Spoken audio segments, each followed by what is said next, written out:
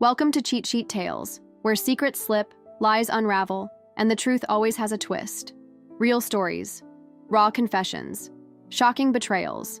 Drop a comment if you've ever caught a red flag too late. Now, let's get into today's tale. Finally, she said in a tone that was sharper than usual. You know, Maya, you're so desperate to be liked. Always organizing things, always spending money. It's pathetic. You can't buy people's love. I froze. The words hit harder than I could have ever imagined. Here I was, trying to make her feel special, trying to prove my worth, and she was just dismissing it. I didn't even know what to say. At first, I wanted to argue, to tell her that this was what I thought she wanted, but nothing came out. Instead, I just stared at her, feeling a wave of realization wash over me. I'd been giving and giving, and it had never been enough. No matter how much I did, it felt like it wasn't ever going to be good enough. That night, I didn't say anything to her. I didn't yell, I didn't break down, I just packed up my things in complete silence. I gathered my clothes, a few personal items, and left. I didn't want to deal with her. I didn't want to beg for love or approval anymore. I moved into a small apartment on the other side of town. It wasn't anything fancy, but it was mine. It felt like freedom. I didn't tell her where I was going. I didn't leave a note. I just vanished. 2 days later, my phone rang. It was my mom's number. I picked it up, not sure what to expect. What came? Through the receiver was her frantic voice. Liela, what did you do? She yelled, sounding like she was on the verge of a breakdown. The mortgage didn't go through. We can't afford the house. Why didn't you tell me? She didn't even finish her sentence. I felt a cold pit in my stomach, but it wasn't from concern. It was from something else entirely. Something that felt like the weight of all the years of manipulation coming to a head. I'm sorry, Mom. I said, the words coming out so calmly that they surprised me. I can't help you anymore. You need to figure this out on your own. There was silence. Then she sobbed. But I couldn't bring myself to comfort her. Not anymore. I'm sorry, I really am, I said before hanging up the phone. I don't know how things are going for her now. I haven't heard from her since that call.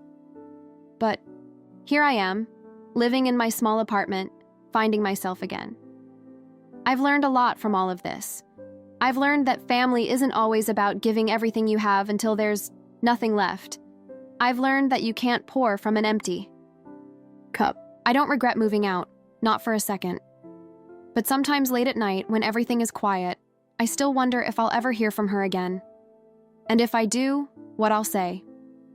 It's been a few more weeks since that phone call with my mom. I keep expecting her to reach out, maybe with some kind of apology, or at least a message that acknowledges what happened. But nothing. Silence. And honestly, I'm starting to wonder if that's what it's always going to be. Me being the one to take. The first step, me being the one to patch things up, even when I'm the one who's been hurt.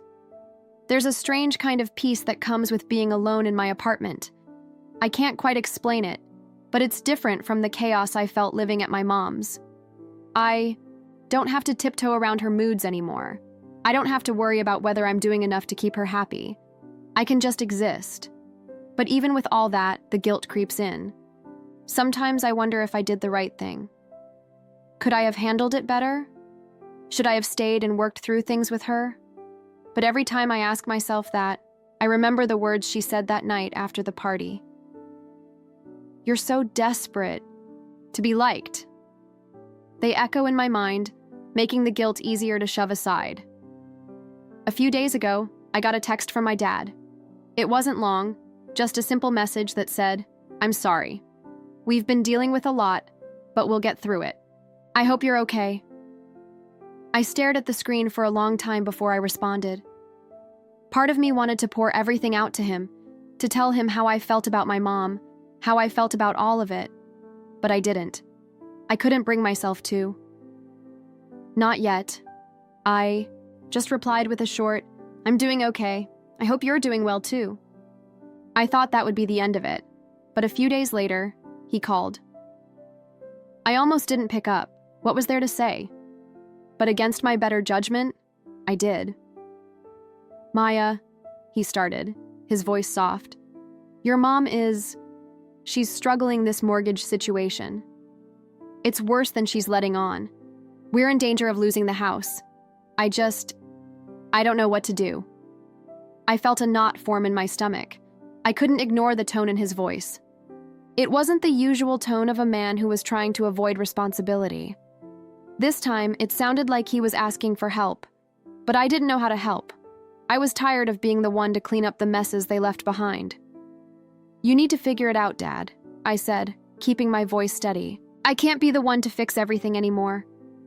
I've done my part." There was a long pause on the other end of the line, and then he sighed, defeated. "I know.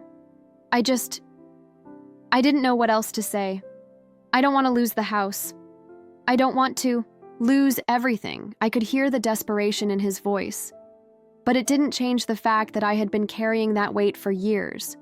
It didn't change the fact that I had been expected to pull them out of every mess they created, even when I didn't have the strength to keep holding everything up. "I'm sorry, Dad," I said, my voice softer now. "But I can't do this anymore. I've given all I have, and right now, I need to take care of myself." He didn't argue. Instead, he just let out another sigh. "Okay. I get it, I'll figure something out. Thanks for talking." We hung up shortly after, and I felt a strange mixture of relief and sorrow. I didn't regret what I said, but I did feel sad. I hated that it had come to this. I hated that it seemed like my parents were incapable of standing on their own 2 feet, but I couldn't save them anymore. I couldn't keep sacrificing my own happiness for theirs. That night, I couldn't sleep. I kept tossing and turning, replaying everything that had happened over the past few months in my head. My marriage, my mom's birthday party, the way she dismissed everything I had done for her. It all felt like too much. I had put so much effort into everything, trying to make everyone else happy, and in the end, it wasn't enough. But the more I thought about it, the more I realized something. I had been living for them. For my mom, for my dad, for Mark, my ex-husband. I had spent so much of my life trying to be what everyone else wanted me to be, trying to fix their problems, trying to fill their voids, that I had forgotten who I was. I wasn't just their daughter. I wasn't just the one who had to be strong for them to make things right. I was me, Maya Jenna. And I deserved to live for myself, not just to make other people feel comfortable. So I made a decision that night. I wasn't going to call my mom. I wasn't going to beg for her attention or her love anymore. If she wanted to reach out to me, she would. But I wasn't going to chase after it. I wasn't going to chase after her anymore. It felt like a weight had been lifted off my shoulders, even though part of me still felt that pang of guilt. But I told myself that I couldn't carry their burden anymore. I couldn't carry anyone else's weight except my own. The weeks passed, and life started to feel a little more normal. I focused on my job, which I had been neglecting for a while, and I started rebuilding my social life. I reconnected with a few old friends, and it felt good to laugh and talk about something other than family drama. I took weekend trips on my own, exploring the area around Seattle. I visited the Pike Place Market and sat at the waterfront, just enjoying the quiet. But there were moments when the silence from my parents was deafening. Every time my phone rang, I would hesitate, half expecting it to be them. I wanted to hear from them. I wanted them to acknowledge what had happened, to apologize for the years of manipulation, guilt, and control, but it never came. Instead, I kept getting these random, almost desperate text messages from my mom. At first, they were about small things like her needing help with fixing the sink or asking if I could send over a few dollars for some groceries. Each time, I just ignored them.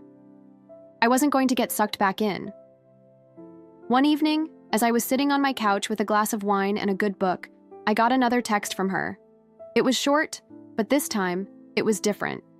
It said, "Layla, I miss you. I wish things were different. I'm sorry. Please call me when you can."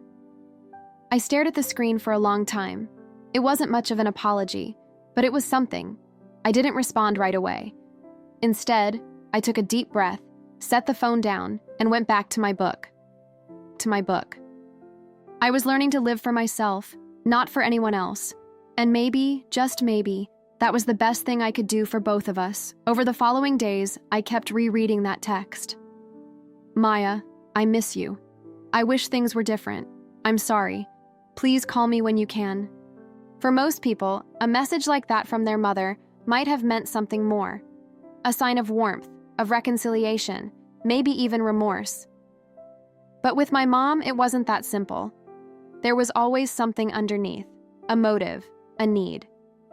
And even though part of me wanted to believe she was being sincere, the other part, the part that had spent years cleaning up her emotional messes, remained skeptical. I didn't reply, not right away, not for a week. I told myself I needed time to think, but in truth, I was afraid. Afraid that if I opened that door again, I'd be pulled right back into the same cycle. Guilt, obligation, resentment, silence. Repeaty was finally starting to feel a kind of peace in my life. My mornings were quiet. My evenings were mine, and the air in my apartment didn't carry that underlying tension that always seemed to linger in my childhood home. But it wasn't just about peace. It was about identity. For the first time, I was carving out a space that belonged. To me, I was choosing who I allowed and what I gave energy to, and it felt good. It felt right still. I couldn't deny that the message had cracked something open in me. I began remembering things I had spent a long time trying to forget. Like the time in high school when I saved up to take myself to a summer writing workshop, only to have my mom borrow the money 2 days before registration, because the electricity bill was overdue. She promised to pay me back, she never did. Or the time in college, when she called me in tears because she'd overdrawn the bank account and needed help buying groceries. I wired her my last $150 for the month and lived off instant noodles until payday. She told me, "You're such a good daughter." Then spent the next 3 days ignoring my texts. Those weren't isolated incidents, that was my normal, and yet I still miss her even now. I missed the way she'd hum while she cooked and how she always insisted on dancing in the kitchen when her favorite 80s songs came on. I missed her laugh when it was genuine, not performative. I missed the idea of her, the version of her I'd always hoped she could be a. Few days later, I finally texted her back me. "Hi, Mom, I got your message. I hope you're okay," she replied. Almost instantly, Mom. "I'm not okay, I miss you." "Can we talk?" He didn't respond right away. I needed to think, but the next morning she called. I let it go to voicemail, then listened to the message later in the day. Her voice sounded tired. She wasn't yelling. She wasn't accusatory, Maya. "I know you're hurt. I know I've said things I shouldn't have. I'm not good at this, I just want to fix things. Please just talk to me." I played it again, and then one more time. It wasn't exactly the apology I wanted, but it was the closest she'd ever come, and part of me was curious, has she really changed? Was she actually trying to take responsibility? Or was this just another version of the same pattern? Guilt, pity, promises. And then silence. I didn't want to get pulled in, but I also didn't want to spend the rest of my life wondering. So I agreed to meet her. We met at a quiet cafe not far from the house I grew up in. Was strange seeing her there alone. She looked older than I remembered, more fragile. There was a nervous energy about her, like she wasn't quite sure how to behave. She stood when I approached, but didn't reach for a hug. I was grateful for that. We sat, ordered coffee, and then there was silence. "I'm glad you came," she said finally. I wasn't sure I would. No, she nodded. "I deserve that." I studied her face. There were lines there. I didn't remember tiredness in her eyes that hadn't always been there. Or maybe it had, and I just hadn't noticed. She went quiet for a long moment, then sighed. "Things have been rough since you left your dad and I. We've been arguing a lot, the house situation. It's still bad, and I've been thinking a lot about what I said that night. I waited. I don't know why I said that to you," she admitted, her voice cracking a little, "that you're desperate to be liked. That was cruel and untrue. You were doing everything you could to make my birthday special, and I just threw it back in your face." "That's exactly what you did," I said quietly. She didn't argue, just nodded, tears forming. "I think I've always expected too much from you. Treat you more like a safety net than a daughter, and I hate that." I didn't respond. I didn't know how, I didn't trust it yet. She looked down at her hands. "I miss you, Maya. Not the money. Not the help you. I want to try again. I don't know how to fix this. I don't even know if I can, but I want to try. It was the most honest I'd ever heard here. I sipped my coffee and sat back in my chair. The silence between us was different now, heavier, but not hostile, like we were both waiting to see if something new could begin. She didn't push me to move back in. She didn't ask for money, and I didn't offer that. In itself felt like a breakthrough. We parted without a hug, but there was something in her eyes as we said goodbye. Not expectation, not manipulation, just something softer. Like maybe she was starting to see me, not just as the daughter she could rely on, but as a person with limits, a person who had stepped away and might return one day, but only on her own terms. I walked back to my car with 1,000 thoughts swimming in my head. I didn't know where this would lead.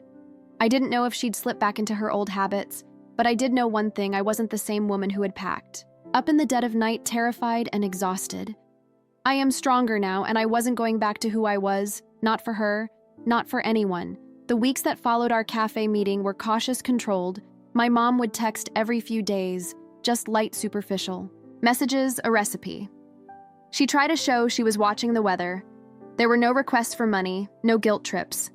And as strange as it sounds, the lack of pressure felt foreign. Part of me wondered if she was laying low, waiting for the right moment to pull me back in, but part of me, the part that still had a sliver of hope, thought maybe she really meant what she said. Still, I wasn't willing to risk slipping into old patterns. So I didn't visit. I didn't call. I maintained the space I'd fought so hard for, but I kept watching quietly from a distance. One afternoon, I got a text from my dad. We're selling the house. Can we meet? There's something you should know. I stared at it for a while. Selling the house that was huge. That house was their status symbol. It didn't matter how behind they were on payments. My mom never wanted to admit they couldn't keep it, so for her to agree to sell something big must have happened. Curiosity got the better of me. We met at a Denny's neutral ground. He looked exhausted, more than I'd ever seen him. We're losing the house, he said bluntly. There's no other way to say it. I figured as much. I said the mortgage didn't go through and I walked away. He nodded slowly. That night it shook your mom. She'd always assumed you'd keep helping when you left. It was like the floor gave out beneath her. I stayed quiet. I wasn't going to let pity creep in. He pulled out a manila envelope and slid it across the table. What's this? It's everything. He said, bank statements, credit reports, the full picture. We want you to see what you were actually holding up because your mom finally admitted it. She manipulated you. We both. Did I? Hesitated, then opened the envelope. As I flipped through the documents, my jaw tightened. Tens of thousands in credit card debt. Missed payments going back over a year. Maxed out lines of credit. A second mortgage I never even knew about. Signed shortly after I moved in. They'd been spiraling for years, and I'd been their financial tourniquet, keeping the bleeding from showing. When your mom asked for birthday money, my dad said, we had just missed 2 consecutive mortgage payments. She used your help to buy time. The party, it wasn't even about her birthday. It was about proving we still had status, that everything looked normal. You paid for the image, not the celebration. A deep, ugly silence settled between us. Why are you telling me this now? Because you deserve to know what you saved yourself from. I took a breath, a deep, bitter one. And what do you want? Forgiveness? No, he said. We want to sell the house before it forecloses. If we do, there might be something left over. Not much, but a little. That's when it clicked. That's why they'd reached out again. That's what was coming. Let me guess, I said, feeling the old familiar flicker of cold clarity. You want me to help one last time? He held up a hand. No, that's not what I came for. Actually, your mom had another idea. I raised an eyebrow. He reached into his coat and pulled out a small crumpled receipt. A check stub from the party. Your mom kept all the receipts from the birthday, he said. Everything you paid for. And she wrote down every dollar you've spent since moving back. Groceries, bills, furniture, all of it. I blinked. What are you talking about? She's giving you the total, he said. She wants to pay you back with the equity left from the sale. Whatever's left after the bank. You get the house. Isn't worth much anymore, but you're at the top of the list. I was stunned. She said it's the only way she'll be able to live with herself. And I think she means it. I sat there in silence. For the first time, something in me cracked. Not in weakness, but in power. I had walked away. I had refused to fix it. And now, here they were, offering restitution. Not a real apology. Not years of emotional repair, but money. Cold, measurable repayment. It wasn't emotional closure, but it was a symbol. A tangible acknowledgement of everything I had poured into their lives, and how much I had allowed myself to lose. 2 months later, the house went on the market. It sold quickly, below asking, of course, but fast enough to avoid foreclosure. Didn't say anything when I saw the listing online. I didn't drive by. I didn't call. 3 weeks after the sale closed, a certified letter showed up at my apartment. Inside was a check, $18,743. No note, just the check. I sat at my kitchen table staring at it. It wasn't a fortune, but it wasn't nothing either. It was, in many ways, the total value of my silence, my guilt, my misplaced loyalty. I could have used it for anything: rent, savings, a vacation. Instead, I used every last dollar of it to register my LLC. I'd always wanted to start my own business, interior design, something that had always been a passion. Something I'd buried under obligations and other people's emergencies. I got a small studio space, bought a few essentials, and started offering staging services for real estate listings. Within 6 months, I had enough clients to quit my job and go full-time. Every time I walked into someone else's home, I thought about how I'd helped prop up the illusion of one for so long. Now I was building spaces that were honest, comfortable, real. I didn't hear from my parents after that, not a word. But through the grapevine, I learned they'd moved into a small rental condo across town.